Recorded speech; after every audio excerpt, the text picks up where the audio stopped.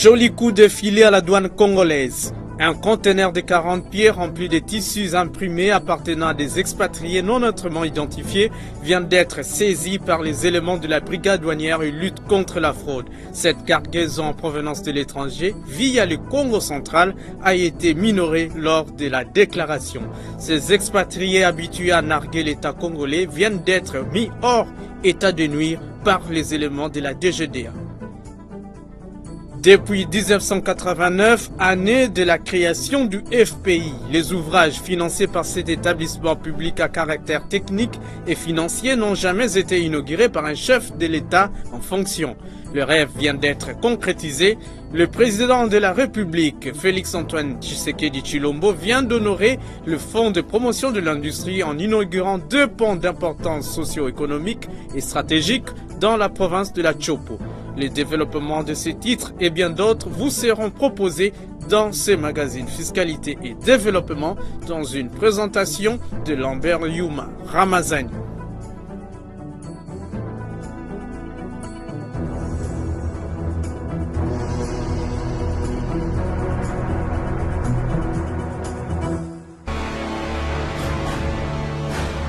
Agence Galaxy Media, la passion de développer la RDC. Bienvenue à cette nouvelle édition du magazine Fiscalité et Développement, la grand-messe des finances publiques et des questions économiques en République démocratique du Congo. Le prix du litre de carburant à la pompe va connaître une baisse de 50 francs congolais dès le début de la semaine. C'est la décision prise par le gouvernement en concertation avec le comité de suivi des prix des produits pétroliers. Un litre d'essence, par exemple, passe de 2240 à 2190 francs congolais. Au cours de cette réunion, il a été également décidé d'aérer la structure des prix par la suspension de la taxe de pollution qui pesait sur la trésorerie de la corporation pétrolière. Même si 50 francs congolais de réduction semble dérisoire, cette baisse qui entre dans le cadre du volet social du programme d'urgence des 100 jours du président de la République devrait tant soit peu soulager les automobilistes et autres utilisateurs des produits pétroliers. Un conteneur de 40 pieds des tissus imprimés a été saisi ce jeudi 25 avril 2019 dans un entrepôt situé dans la commune de Limete au quartier Kingabwa. Appartenant à des expatriés non autrement identifiés, ces ballots de pagne en provenance de la ville portière de Matadi ont été saisis à Kinshasa par la brigade douanière. La douane a constaté en effet que cette grande quantité des marchandises n'était pas reprise sur la déclaration en sa possession. Un reportage de Jocelyn Baba Lomba et Fanfan Makitou. Les fraudeurs et autres contrebandiers ne manquent pas d'imagination. Ils usent de toutes les astuces possibles pour déjouer la vigilance des douaniers, particulièrement des éléments de la brigade douanière.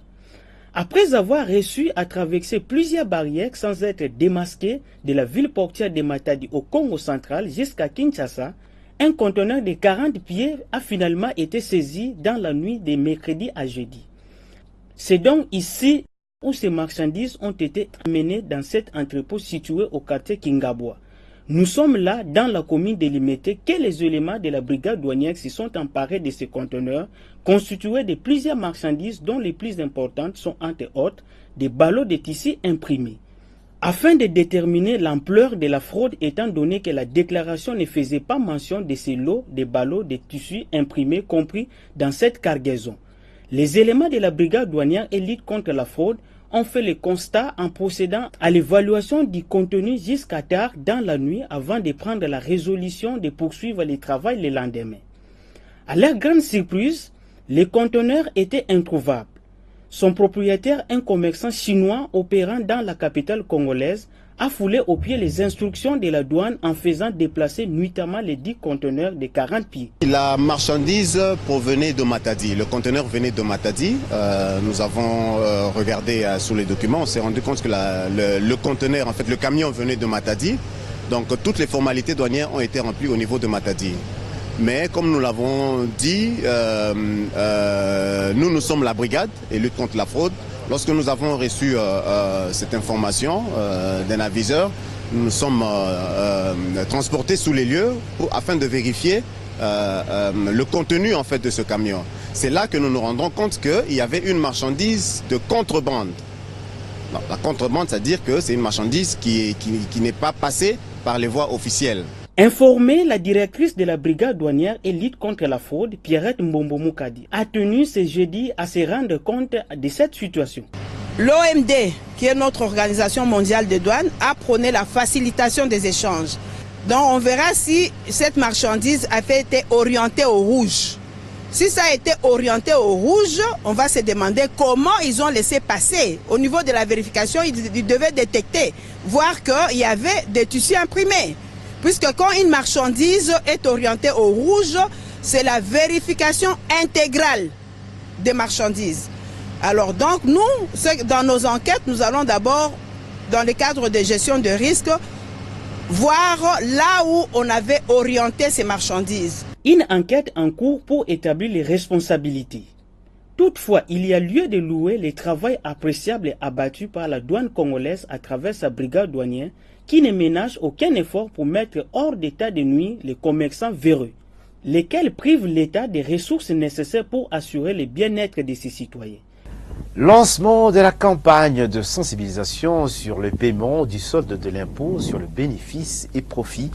IBP, l'administration fiscale congolaise, organise du vendredi 26 au lundi 29 avril une caravane motorisée à travers les 24 communes de la capitale Kinshasa. Objectif, sensibiliser les moyens et les micro-entreprises sur cette échéance fiscale qui tombe le mardi 30 avril 2019. Un reportage de Patience Vumilia Bokole et Étienne Kumba.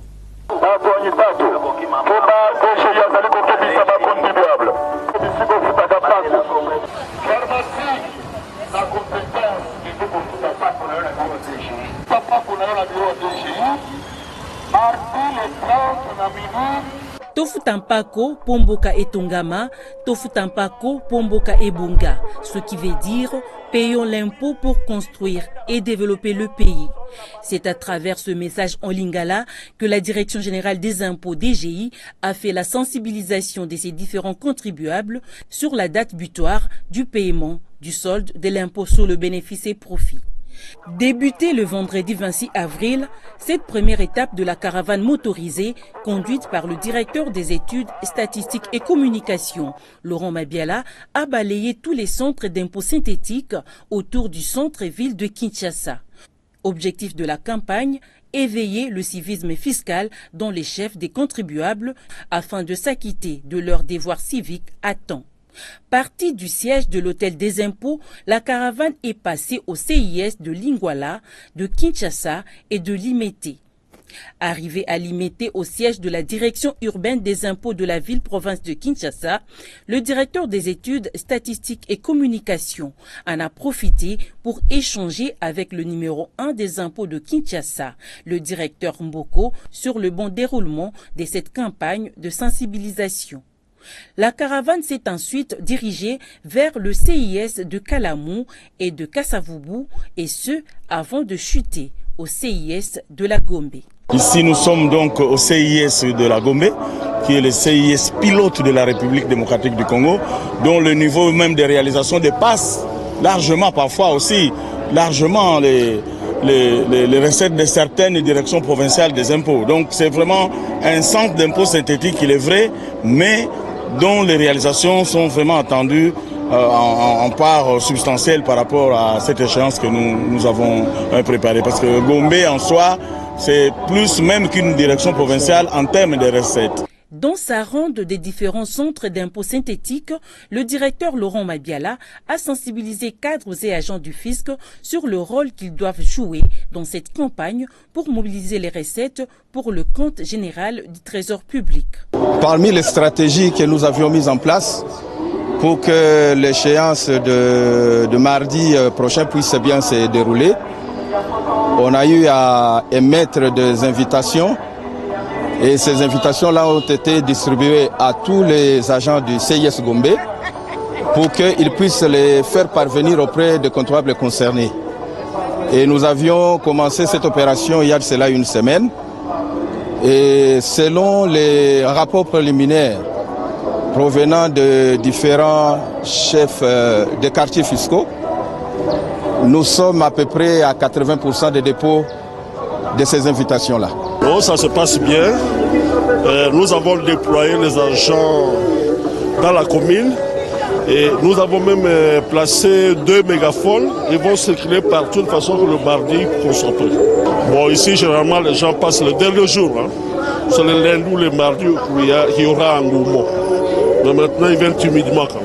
La campagne s'est ensuite poursuivie le samedi 27 avril dans les CIS de l'ouest de la capitale et devra se clôturer le lundi 29 avril à l'est de Kinshasa. Et lundi, nous clôturons notre campagne motorisée par le secteur Est. Le secteur Est, c'est-à-dire nous partirons directement par l'avenue Flambeau. Nous allons continuer directement vers l'Est, c'est-à-dire en commençant notre visite par Matete. Matete, on va s'arrêter à Matete, ensuite on va prolonger à Massina, Ndjili et Kimbanseke en sortant pour terminer en Sélé, et c'est là que nous allons boucler la boucle, comme pour le dire. Et le jour maintenant de l'échéance, c'est-à-dire mardi le 30, nous laissons à la haute direction le soin de boucler la boucle. Monsieur le directeur général des impôts lui-même, ainsi que ses 2 adjoints, vont passer dans certains centres pour marquer la fin de cette caravane motorisée. Le directeur Laurent Mabiala a invité les assujettis à s'acquitter de leur devoir fiscal avec civisme pour ne pas tomber sur le coup de la loi.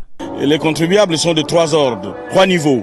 Ceux du premier niveau, c'est-à-dire les entreprises de taille petite, sont appelés à venir dans les CIS. Et ils sont là, il a expliqué comment ils se sont pris, qu'ils passent, qu'ils n'attendent pas les derniers jours. Parce que les derniers jours, il y a un engouement. Et donc, lundi déjà qu'ils viennent, qu'ils n'attendent pas le mardi. Qu'ils viennent payer leurs 50 000 pour les micro-entreprises et les soldes de 40% pour les entreprises qui avaient déjà payé la compte le 31 janvier 2019. Donc, tous les petits doivent venir dans les CIS. Tandis que tous les moyens doivent venir au CDI. Et pour les grandes entreprises, là, ils connaissent aussi leurs obligations, eh bien, ils devront passer au niveau de la DGE dans l'immeuble qui abrite la direction générale. Le mardi 30 avril 2019, date butoir du paiement du solde de l'impôt sur le bénéfice et profit, la Direction générale des impôts espère grever le plafond des assignations. Suivez à présent ce communiqué de la Direction générale des impôts en rapport avec la date butoir du paiement du solde de l'impôt sur les bénéfices et profits IBP, dans cette lecture de Priska Sekana Kinzonzi.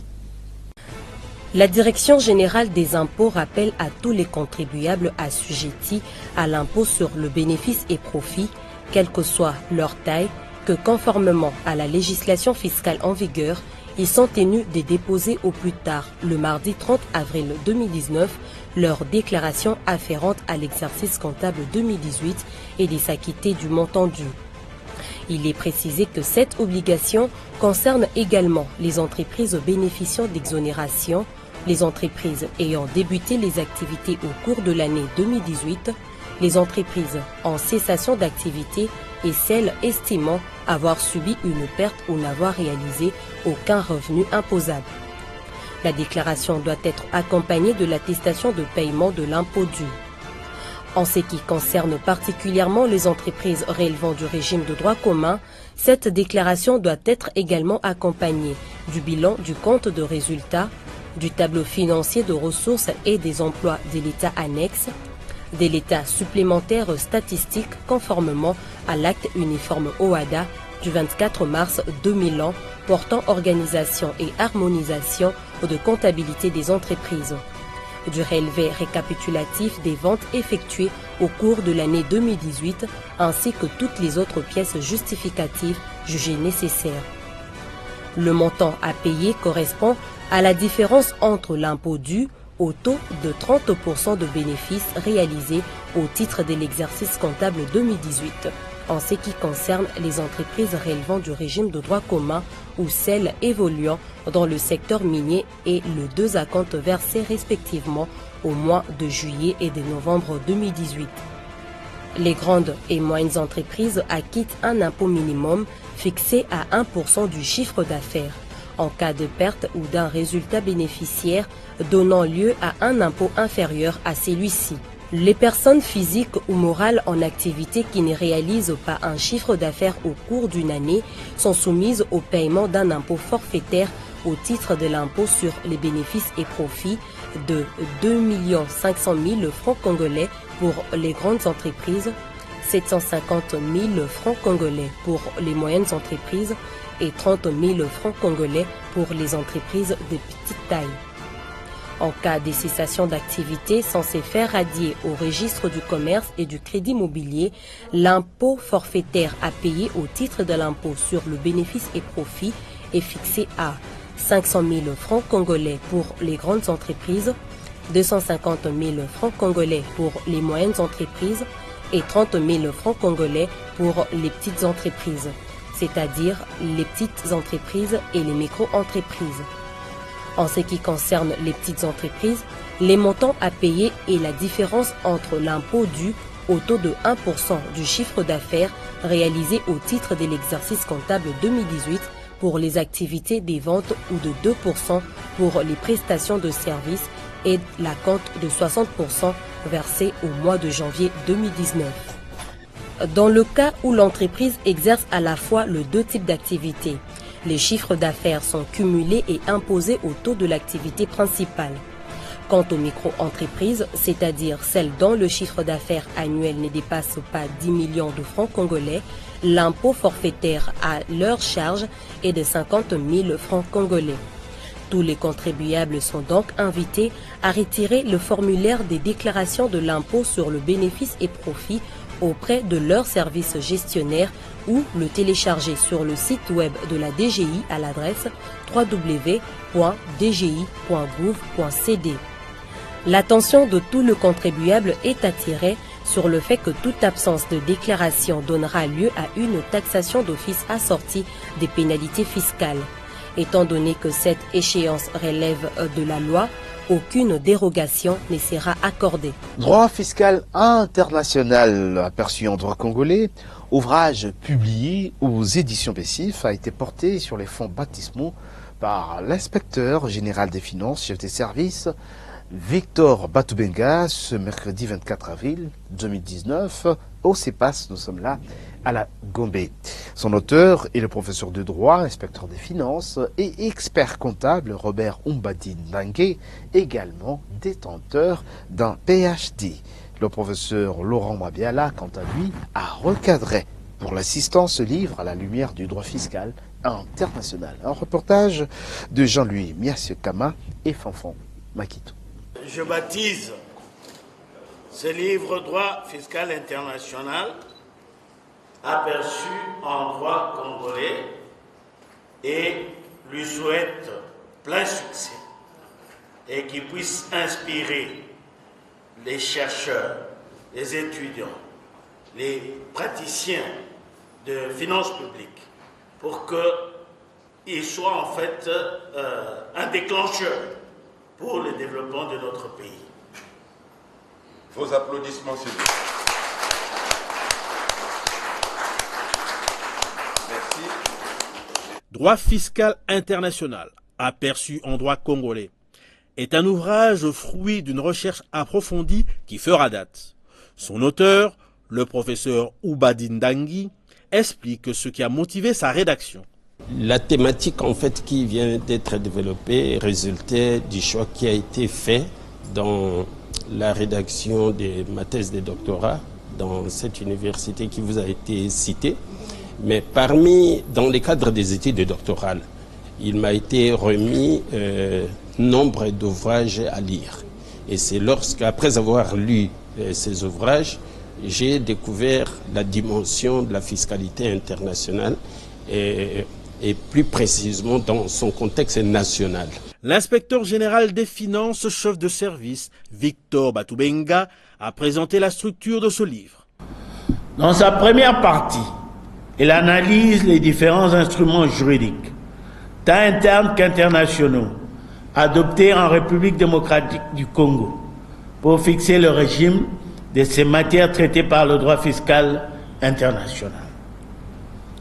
Dans sa seconde partie, il s'efforce d'inventorier et d'analyser les exigences qui conditionnent une meilleure contribution des instruments du droit fiscal international comme mécanisme de maximisation des recettes fiscales au budget de l'État et mieux encore au processus d'un développement durable. Quant au professeur Mabiala, il a fait une lecture scientifique de cette publication à la lumière des conventions internationales et de la matière qui intéresse le plus la RDC dans ce domaine, à savoir le code minier. La problématique du code minier concerne notamment le droit fiscal international, en dehors du droit fiscal général, parce qu'il met en jeu, il met en cause des intérêts entre des entreprises minières opérant en République du Congo, avec des majors, avec des maisons mères, avec des sociétés en interdépendance, mais qui sont situées en dehors du territoire congolais. Le professeur Mabiala a situé à juste titre où se jouent les intérêts de la RDC dans le domaine du droit fiscal international. Nous n'avons pas intérêt à aller signer des conventions fiscales où nous allons régler la question de la double imposition économique, alors que nous savons qu'ils tirent la couverture de leur côté.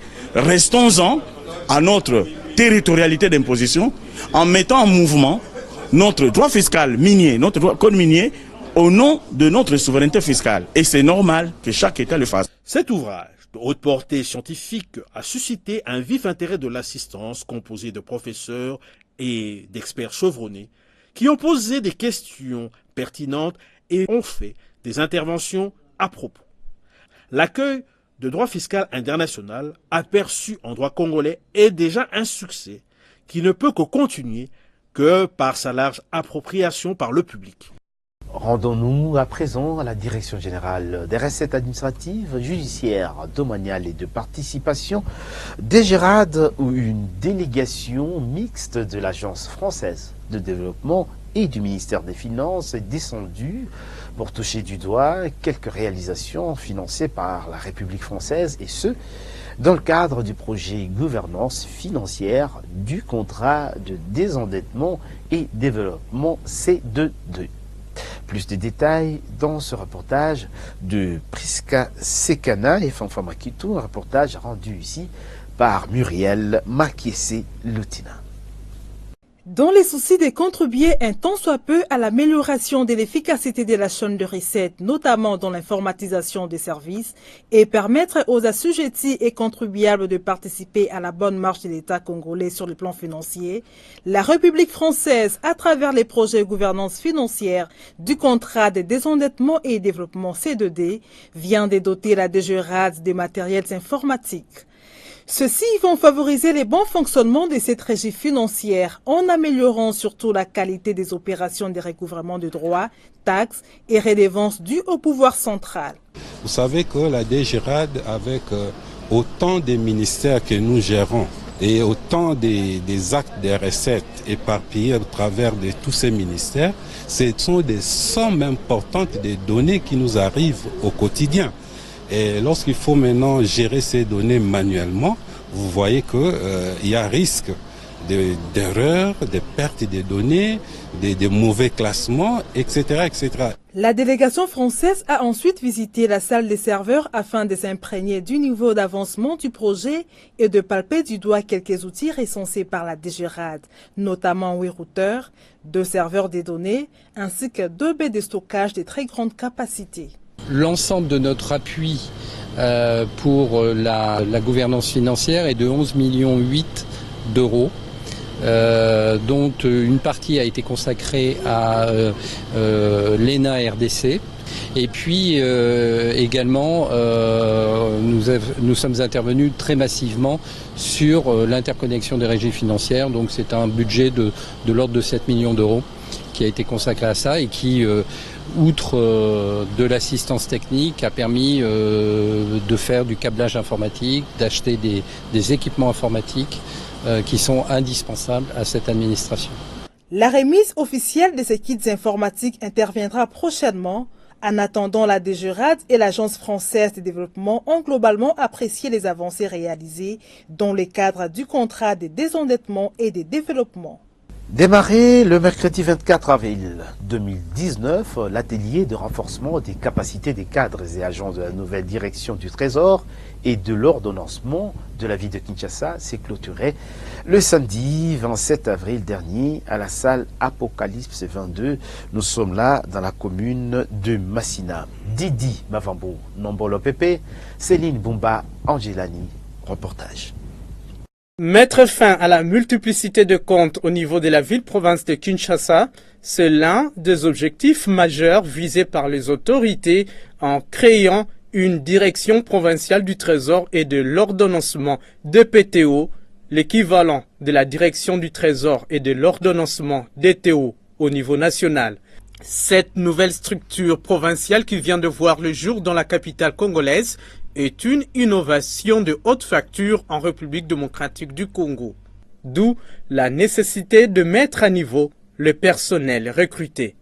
Nous avons appris qu'il y a une grande nécessité de booster, de mettre fin à la multiplicité des comptes du Trésor pour maintenant avoir un compte unique du Trésor pour la ville de Kinshasa.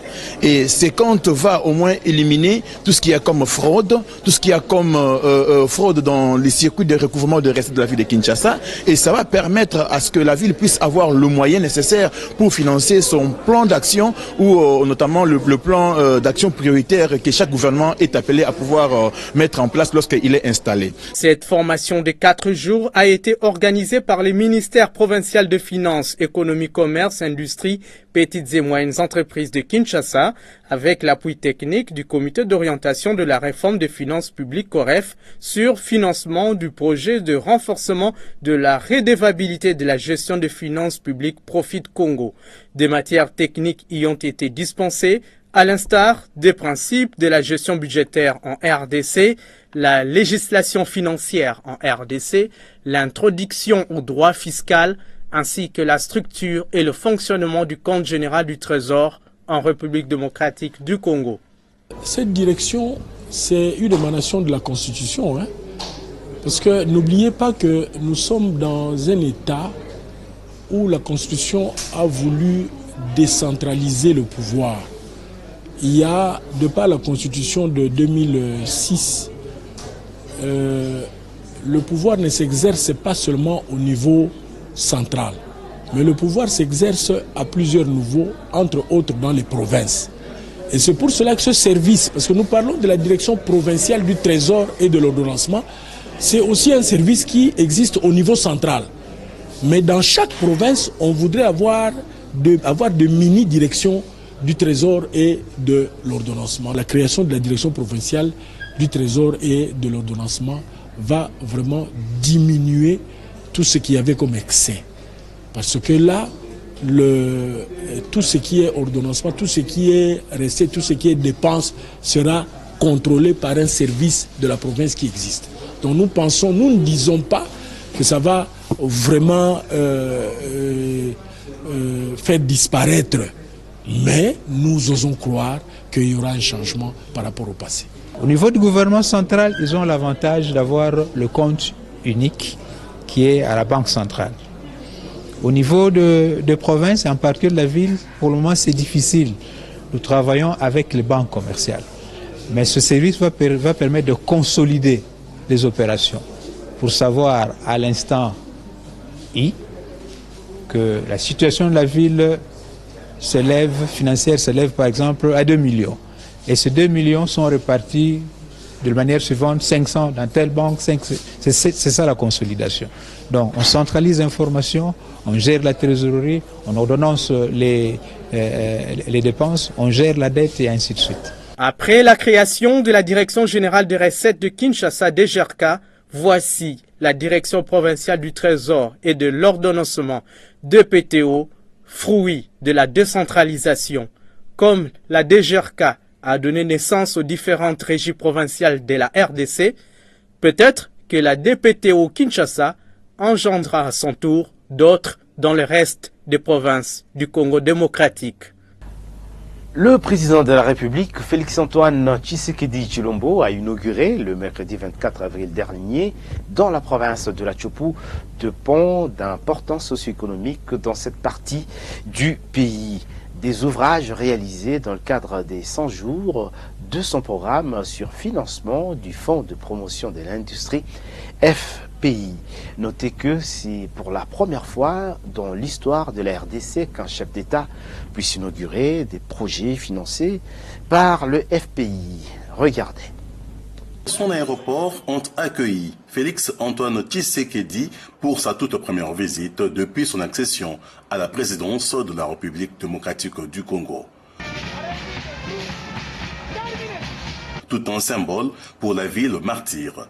L'itinérance du chef de l'État l'embarque à 59 km de route du chef-lieu de la Djopo. Sur place, le chef de l'État vient inaugurer le pont Lubuya, un ouvrage de 60 tonnes réalisé par l'Office de route en 25 jours, une réalisation en temps record, singulièrement grâce au financement du Fonds de promotion de l'industrie, le FPI.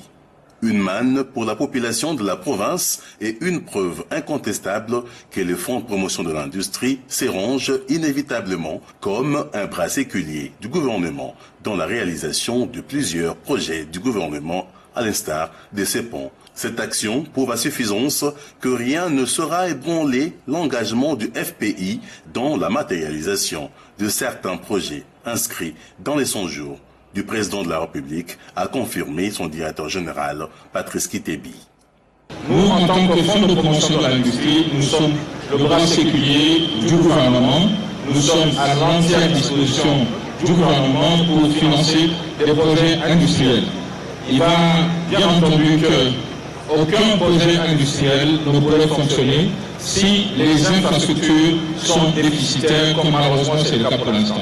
Donc, pour nous, le fait d'avoir financé ce projet de pont est un appui majeur au développement du secteur industriel et nous vous assurons de notre entière disponibilité pour accompagner votre programme, le programme du gouvernement en ce qui concerne le développement de notre pays. Autant on a financé ce pont, autant on a financé le pont de Lubunga, autant d'autres ouvrages seront également soutenus.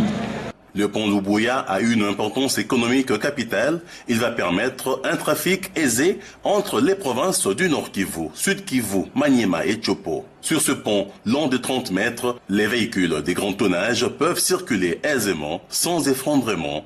L'évacuation de minerais des industries installées localement sera facilitée. C'est une contribution efficace du FPI pour le développement de la région, financé à hauteur de 700 000 $ américains. Ce pont a été jeté suivant les normes établies par l'expertise locale des ingénieurs de l'Office de route qui, lors de la cérémonie inaugurale, ont été fortement encouragés par la présence du président de la République. C'est donc un vrai soulagement pour la population bénéficiaire de ce projet qui longtemps demeurait dans des conditions difficiles pour la traversée. To remercier Wakongole nyoso tokene na development na tusepeli makasi. Hapa tunafurahi kwa president wa sasa hivi atutengenezee manjia. Tuko naomba manjia yetu itengeneye. Sengorangaya izaliate atinda misala tobika na remercier mingi ndenge chef d'etat ayeko kata ribaya pona biso atuka na sepeli mingi. Eza biloko bajour ebele to bona kabiloko te mais lokole monani atuka na remercier mingi. Le lendemain, après les ponts de Lubuya, le président de la République a inauguré le deuxième pont durant son séjour à Kisangani-Boyoma. Celui-ci est à son tour situé à la rive gauche du fleuve Congo. Il fallait traverser les fleuves. C'est un édifice de 15 mètres en béton armé, mais avec une capacité portante de 60 tonnes. L'importance de ce pont sur la rive gauche du fleuve Congo réside dans le fait qu'il ouvre la circulation sur la route nationale numéro 7. Aujourd'hui, partir de Kisangani pour le Kasaï central en passant par les Sankourou est donc possible. Une œuvre qui remet la joie au visage de la population de la commune de Lubunga, 6e commune de Kisangani. On est dans le cadre symbolique parce que ça, c'est ce qu'on appelle cette route ici, la RN7. C'est la route qui relie la ville de Kisangani à la ville de Kananga. Donc c'est très important.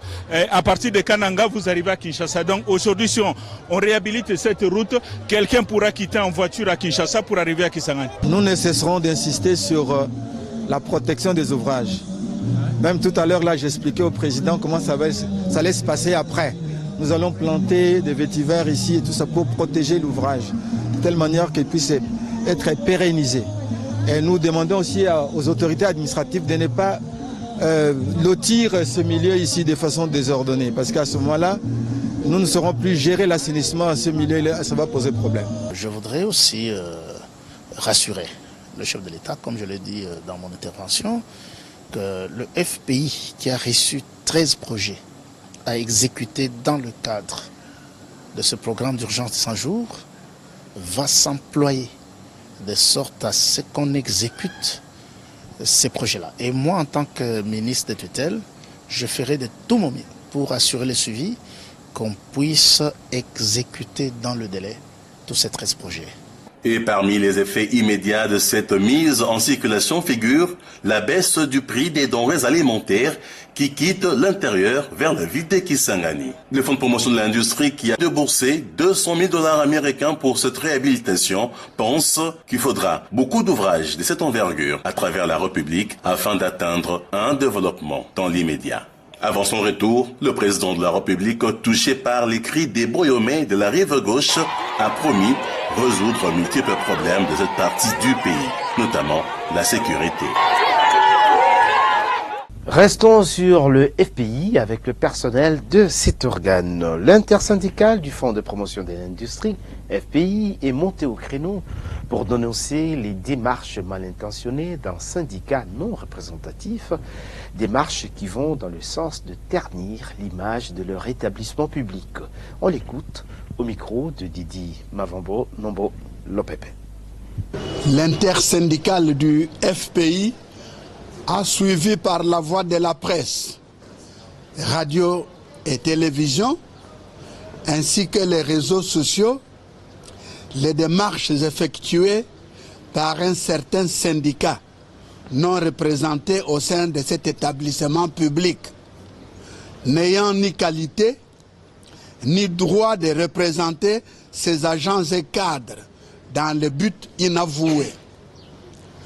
L'intersyndicale du FPI tient donc à porter à la connaissance de l'opinion, tant nationale qu'internationale, que ce syndicat viole les règles de représentativité syndicale en République démocratique du Congo.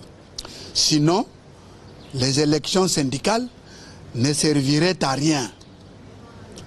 Par ailleurs, l'intersyndicale du FPI s'interroge pourquoi la copie de sa correspondance numéro 04 du 2 mars 2018 lui réservée relative à notre protestation au sujet du rabattement des grades et licenciements des agents et cadres du FPI n'a jamais trouvé de réponse, alors que celle du syndicat non représenté au FPI, lui adressée dans la même période, a bénéficié de la célérité dans la réponse de l'autorité. À cet effet, l'intersyndicale dénonce avec véhémence la complicité du ministère tendant à cautionner cette démarche illégale du syndicat opportuniste. L'intersyndicale assure l'ensemble des agents et cadres du FPI que son combat à obtenir leur promotion conformément à la convention collective demeure permanent et espère obtenir gain de cause incessamment dans le cadre du dialogue social avec la direction générale ainsi que les autres partenaires sociaux. La situation socio-économique du FPI, obtenue avec l'effort de chacun des agents et cadres, promet un avenir heureux. L'intersyndicale du FPI félicite et salue le redressement du FPI au cours de ces 2 dernières années et encourage la direction générale, les agents et cadres de continuer sur cet élan de progrès et d'émergence sans désemparer. À cet effet, l'intersyndicale FPI met en garde ce syndicat non représentatif qui interfère aux attributions de la délégation syndicale élue du FPI et se réserve le droit de saisir les instances compétentes en la matière en cas de récidive. À bon entendeur, salut. L'Institut national de la statistique INS fait du renforcement des capacités de ses cadres et agents l'une de ses priorités majeures. C'est dans cette optique que l'INS organise depuis lundi 22 avril 2019 au Centre interdiocésain de Kinshasa une formation des formateurs axée sur le recensement général des entreprises en République démocratique du Congo. Ces assises, qui sont organisées à l'intention de 83 superviseurs, visent la supervision des opérations de recensement général des entreprises sur l'ensemble du territoire national. Reportage signé Jocelyn Baba sur les images d'Essienne Kumba. C'est une formation des formateurs destinée à 83 superviseurs du projet de recensement général des entreprises. Elle vise à former ces cadres et agents de l'INS sur les méthodes relatives aux opérations de recensement de toutes les entreprises qui évoluent sur le sol congolais. Cette formation, qui va durer 12 jours, est assurée par les experts de l'Institut national de la statistique et ceux de l'étranger sur financement de la Banque mondiale. Roger Chulung Runika, directeur général de l'INS, n'attend qu'une chose de ces cadres et agents en formation, l'assiduité et la maîtrise des matières qui sera dispensée. C'est pour moi un agréable devoir en tant que directeur général de l'Institut de la statistique et coordonnateur des projets de développement statistique financés par la Banque mondiale qui prend en charge la totalité de cette activité, de prononcer ces mots d'ouverture de l'atelier de formation des superviseurs du recensement général des entreprises. Ce recensement que j'ai le privilège d'ouvrir l'atelier pour la formation des superviseurs. Et le deuxième que la République démocratique du Congo va organiser, celui-ci, 37 ans après, va se démarquer légèrement, si pas profondément, du premier recensement en couvrant d'autres secteurs, outre que le secteur de production des biens. Donc il va concerner aussi le secteur de production des services. D'où l'intérêt que vous avez à prendre au sérieux la formation qui vous sera dispensée avec les experts bien rodés, bien formés à la matière. L'objectif de cette activité consistera à dénombrer les entreprises afin d'améliorer la connaissance de la situation des entreprises en RDC en apportant des informations récentes sur les unités de production de biens et de services œuvrant sur l'ensemble du territoire national.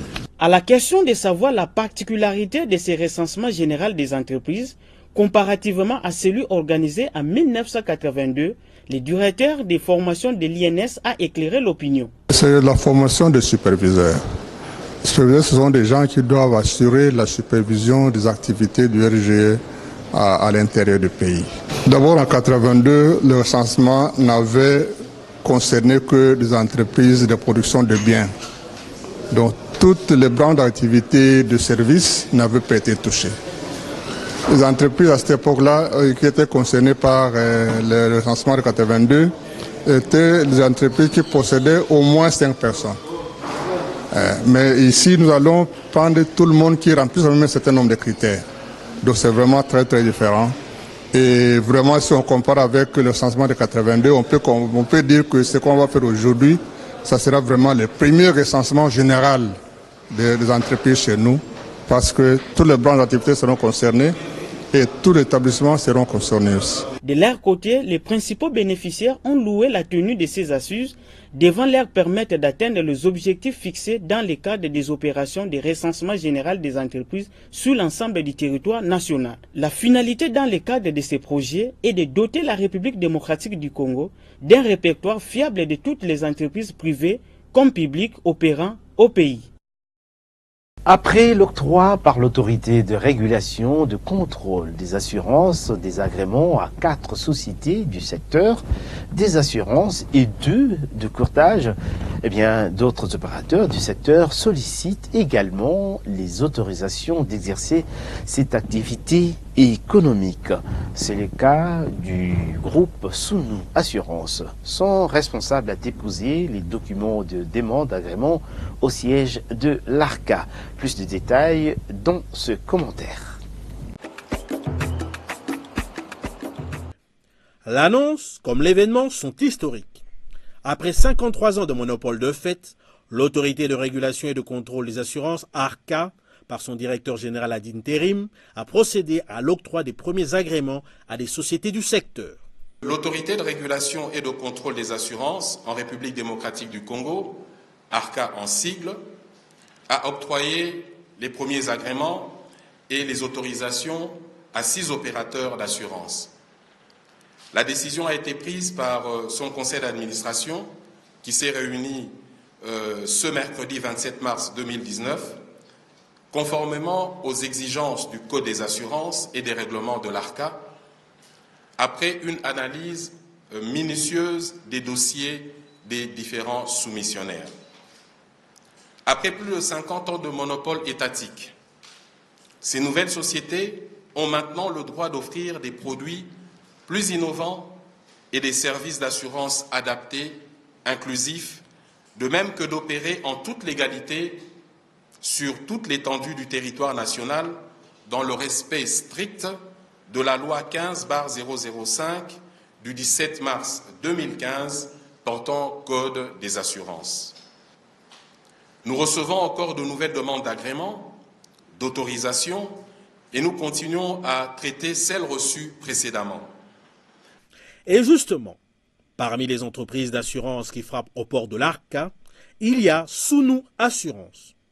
C'est un groupe africain d'assurance qui opère depuis plus de 15 ans et est présent dans 14 pays d'Afrique. Il est leader de l'assurance vie dans la zone CIMA, entendez, la conférence interafricaine des marchés des assurances. Sunu Assurance comprend 22 sociétés vie et IARD, incendie, accident, risques divers, dans ces 14 pays. Sunu Group attend maintenant le traitement de son dossier par les équipes de l'ARCA, au terme duquel il sera notifié de la décision du régulateur. ARCA affiche donc ses ambitions pour le développement du secteur des assurances en RDC, appelé à devenir un des plus grands marchés d'Afrique. En poursuivant notre vision, nous nous donnons comme défi de hisser la RDC parmi les marchés les plus prospères d'Afrique en matière d'assurance et pourquoi pas du monde, avec un marché qui pourrait atteindre jusqu'à 5 milliards de dollars dans les 5 prochaines années et placer donc notre pays parmi les top 5 des pays africains.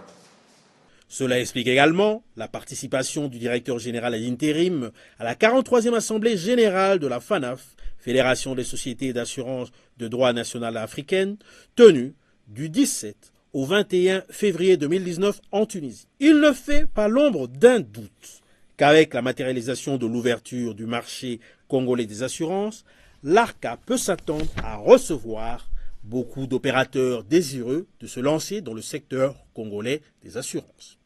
Sur le marché de change, le taux officiel de la Banque centrale du Congo a indiqué au vendredi 26 avril 2019 un dollar américain à 1639,45 francs congolais, un euro à 1835,99 francs congolais et un franc CFA à 2,79 francs congolais.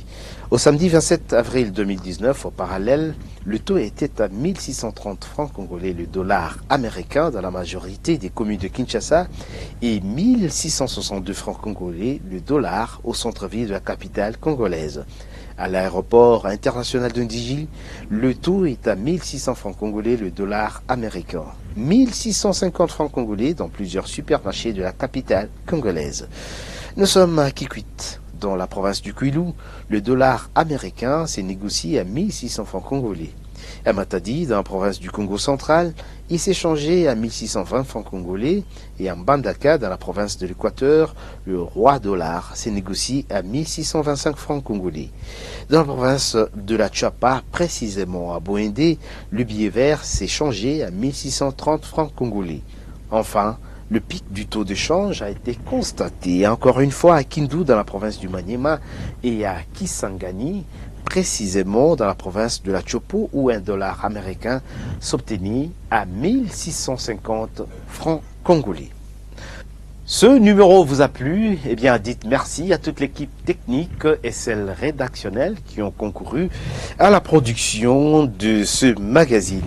Merci surtout aussi à vous, fidèles téléspectateurs, pour votre attention. Un merci particulier à tous ceux qui nous suivent à l'intérieur de la République, ceux de Lubumbashi plus particulièrement. Ciao.